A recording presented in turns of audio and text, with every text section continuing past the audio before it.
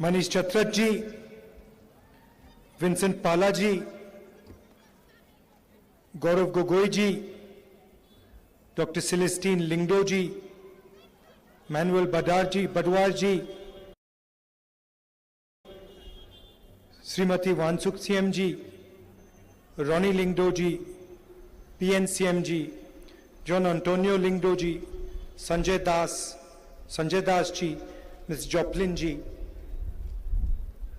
party workers, brothers and sisters, friends from the media. I'd like to welcome all of you here. I'd like to thank you for inviting me here. It's always a pleasure and an honor for me to come to this beautiful state.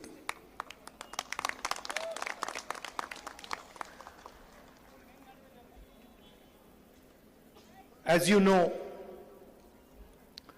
we recently did the Bharat Jodo Yatra. We walked from Kanyakumari in the deep south of India to Srinagar in the extreme north. A journey of almost 4,000 kilometers. It took us slightly more than 4 months. And the reason we were forced to do this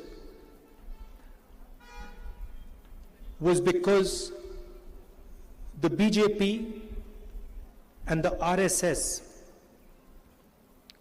who are running the government in India today, have captured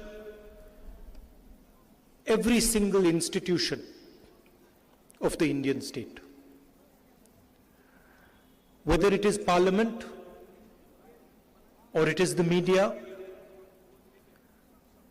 it is the bureaucracy, the election commission, the judiciary, all these institutions are under pressure, are being attacked by the ideology of the RSS and the BJP.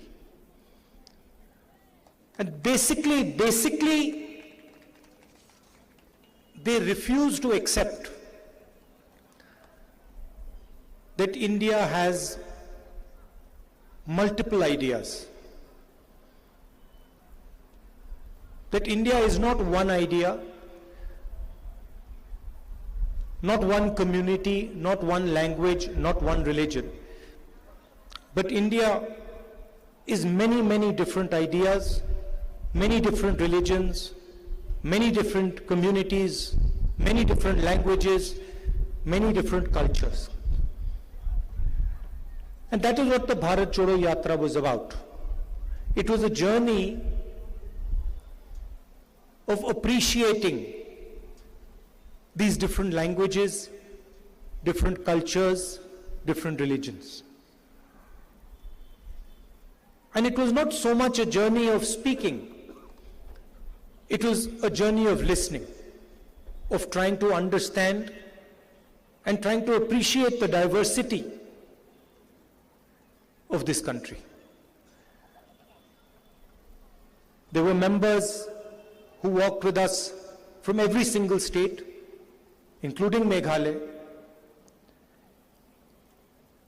and every one of us appreciated this diversity. You could see as you moved from state to state, that it was a completely different idea, completely different culture, completely different language. And that is really the beauty of our country. You have your own culture, your traditions, your religion, your history, your traditions. And the reason I'm here is because the ideology of the BJP, and specifically the RSS, is trying to attack and destroy your culture, your tradition, your religion. And I'm here to tell you, that we are standing with you in this fight. We are not going to allow the ideology of the BJP to harm your language, your tradition, your religion, your culture, your history. Because for us, that would not be India. That would be violence, that would be anger, that would be hatred, and our country is not a hateful, violent and angry country. It would also be the act of a coward, because only a coward tries to impose his will on another person. Only a coward, it's like the BJP is like a class bully. Do you know have you ever seen many of you must have experienced a class bully? You're in class, there's one fellow who thinks he's stronger than everybody, bullies everybody, doesn't really understand anything. You've seen that person? And then one fine day, somebody in the class teaches him a good lesson and he stops bullying. That's what the BJP and the RSS are. They're bullies who think they know everything, understand everything, and have no respect for anybody else. And we have to fight them collectively.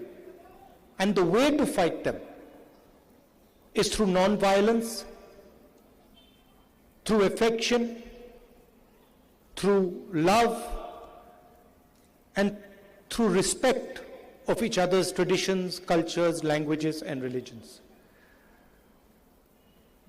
When I come here to Meghalaya, I come here to try and understand your perspective. I come here to try and listen and appreciate your history, your culture, your tradition. I'm wearing this jacket as a sign of respect to your culture and your tradition. Right? And my actions reflect this jacket. So if I was to come here, like the Prime Minister does, and put on this jacket, then attack your religion, attack your culture, attack your history, attack your language, I would be insulting you. Right? So I come here with humility, and I wear this jacket as a sign of respect to you, to your ancestors, to everybody who lived in this state before you. And because I do that, I walk away from Meghalaya with wisdom, with understanding, and with affection. The BJP is attacking all our states. Whether it is Tamil Nadu, Karnataka, Meghalaya, Jammu and Kashmir, Haryana, every single state is being attacked by the RSS. And one idea is being imposed on all these states. And that is, for us, something that we will resist and we will not accept. Of course, you also know the history of the TMC. You know the violence that takes place in Bengal. You know the scams, the Sharda scams that have taken place. So you're aware of their tradition. They came to Goa, spent huge amounts of money in Goa, and the idea was to help the BJP. And this is exactly the idea in Meghalaya. The idea is to ensure, the TMC's idea in Meghalaya is to ensure that the BJP is strengthened and they come to power. With regards to governance in the state, you're aware of what has been happening. You've been seeing the corruption that is taking place. Today we were having a conversation in the car about the dome of the assembly, and the leaders were telling me that, look, they were building the dome of the assembly and the dome of the assembly collapsed. And I asked them jokingly a question. I said, but did it collapse by mistake, or did they collapse it purposely so they could rebuild it? And they laughed and said, oh, we never thought about that. Maybe they collapsed it on purpose so they could rebuild it and spend some more money rebuilding the dome. The same thing happened during COVID. So when the state required support, protection, the government was busy stealing money that was owed to the people of Meghalaya, to the people who died as a result of COVID. Then there was the rice scam, where almost 1 lakh bags of rice that were meant for the PDS of Meghalaya were found in Assam. And of course, the illegal coal scam, where over 13 lakh metric tons of coal has been mined illegally, and 650 crores have been taken away from you. Speaking again about the BJP, you know the communal polarization that they create. You know about the anti-conversion bill in Karnataka. You see on television the mob lynchings that take place. You understand exactly what they're trying to do. You must have heard a few days ago, I made a speech in Parliament, and I asked the Prime Minister some direct questions. I asked the Prime Minister about his relationship with Mr. Adani. We're talking about corruption in Meghalaya, so I'd like to also mention corruption at the center, which is at a scale that has probably never been seen, ever, in Indian history before. One businessman, close friend of the Prime Minister, goes from being the 609th richest man in the world to the second richest man in the world. Matter of years. He owns the ports, the airports, he does construction, he dominates the defense industry, he dominates the apple trade in Himachal Pradesh. Every single business is open to him, he has access to it. Why? Because he is close to the Prime Minister. And I asked this question to the Prime Minister. I stated all the facts.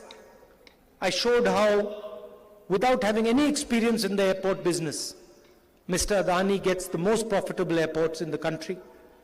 He gets Bombay Airport, which is the most valuable airport in the country. And he gets it after the people running the Bombay Airport are pressurized with the CBI and with the ED. He controls the defense relationship with Israel. Whenever the Prime Minister goes abroad, Mr. Adani gets a gift. Prime Minister goes to Bangladesh, Mr. Adani gets a gift. Prime Minister goes to Australia, Mr. Adani gets a gift. Prime Minister goes to Sri Lanka, Mr. Adani gets a gift. In fact, in Sri Lanka, a gentleman who was involved clearly stated that the President of Sri Lanka, Mr. Rajapaksa, told him that the contract has to be given to Mr. Adani because Mr. Modi has told him to do so. So I asked these questions and I said, this is the proof. Airports, ports, coal, power, defense. Here is the proof. What is your relationship with Mr. Adani? And I also showed a picture when Mr. Adani and Mr. Modi are sitting in Mr. Adani's aircraft and Mr. Modi is relaxing as if it's his own home. And I asked the question, what is your relationship with this man? You should tell the people of this country what exactly is the relationship between Mr. Narendra Modi and Mr. Adani. Mr. Modi did not answer a single question. In fact, he asked me a question and he said, why is my name Gandhi and not Nehru? He avoided the entire discussion and he didn't answer a single question. Now, I gave the speech in Parliament, and then you notice that Mr. Modi is all over television while he gives his speech. But my speech is nowhere to be seen. It's not visible in the media, not heard about in the newspapers, not seen on the channels. And the reason is that the media of this country is completely controlled by 2 or 3 large industrialists who have a relationship with the Prime Minister. So we can't even express ourselves in the media anymore. And that was one of the reasons we decided to do the Bharat Jodo Yatra, where we listened to the people of this country and we expressed what this country is going through, what this country is feeling. The biggest questions that arose, and there were 2 central questions.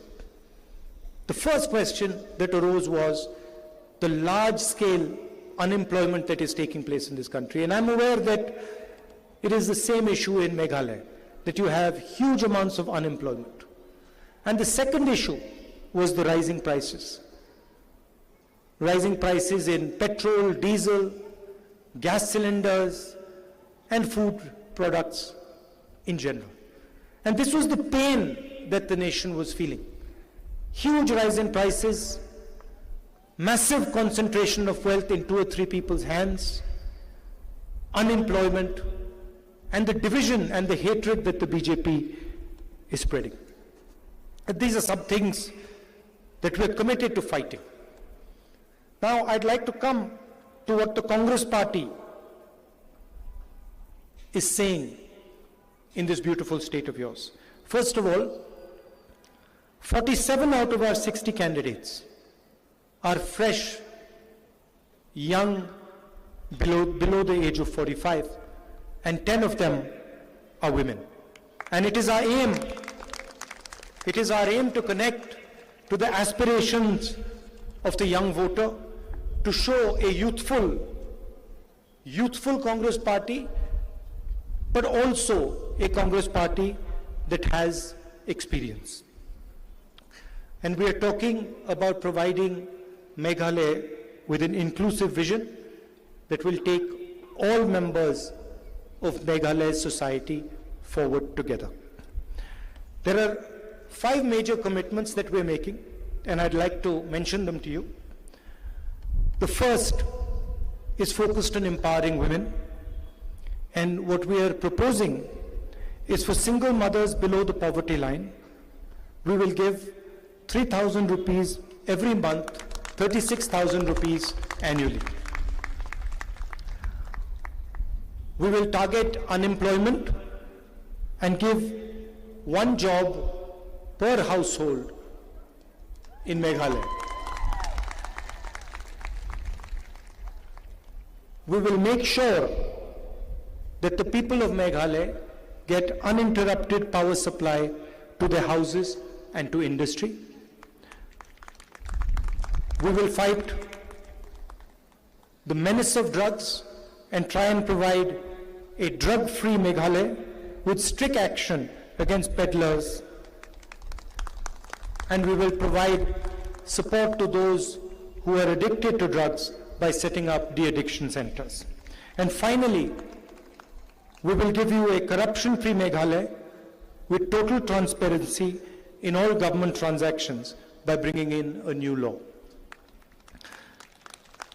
So, Once again, I thank you very much for inviting me here. It's always a pleasure for me to come. And I think the next time I come, I will come when there is no election, and I will spend 5 or 6 days here with you. Spend some time with you and travel a little bit in your beautiful state. To conclude, I'd like to repeat, we are here to defend your culture, to defend your language, to defend your religion. And I'm here as a partner, as a friend, and I come here with humility to learn and to understand from your history, your tradition, and your culture. I request you to support the Congress Party, to vote for our candidates, our young candidates, our experienced candidates, and ensure that we have a thumping majority in the state. Thank you very much. All the best. Jai Hind. Thank you, sir. We thank you for your encouragement that has helped open our eyes, our thoughts. And sir, we look forward for a promising future, and we believe under your guidance and able leadership, all the dreams and visions of the people of Meghalaya will be realized and fulfilled. And once again, there will be unity, strength, and new opportunities. And we will reap new benefits and initiatives that will bring about positive change. I would like to request our candidates to kindly come forward to introduce yourself to the senior Congress leader, Rahul Gandhi. Requesting all the candidates to come forward to the podium to introduce yourself to the senior Congress leader. Come. Request everybody to kindly clap and wave those flags up high. Another young lady contesting elections. Five each will come, and then you take the picture and you move. The next 5 will come. Yeah. No, you're supposed to come here. Come. Take a group picture. One. Ladies, come. This is the moment we've all been waiting for. Big round of applause to all our candidates as we wish them luck and well for the upcoming elections.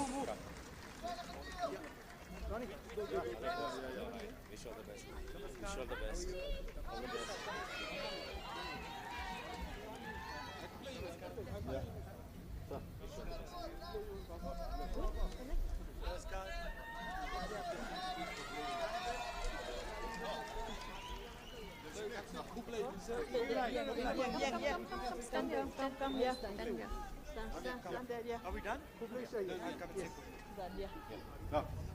Kublai. Thank you, sir. Thank you. Good place, sir, and we look forward to your visit in the near future. Ha Kakti.